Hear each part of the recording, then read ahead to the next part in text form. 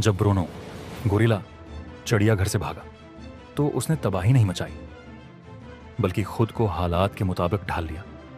वो इंसानों को गौर से देखता, उनके तौर तरीके सीखता। उसने काम शुरू कर दिया। शुरू में वो एक तामीराती साइट पर भारी सामान उठाने लगा।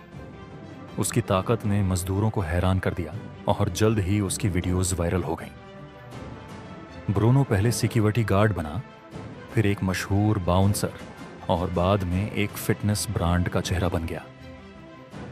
उसने इशारों की जबान भी सीख ली और मोटिवेशनल तकरीरें करने लगा, जो लाखों लोगों के लिए मुशाले राह बन गई। वक्त के साथ ब्रूनो सिर्फ एक भागा हुआ गोरिल्ला नहीं था, बल्कि कामयाबी और आज़ाम की अलामत बन चुका था, ये साबित करते हुए कि जो हालात के मुताबिक खुद को ढाल लेते हैं, कामयाबी उन्हीं का मुक़द्दर बनती है।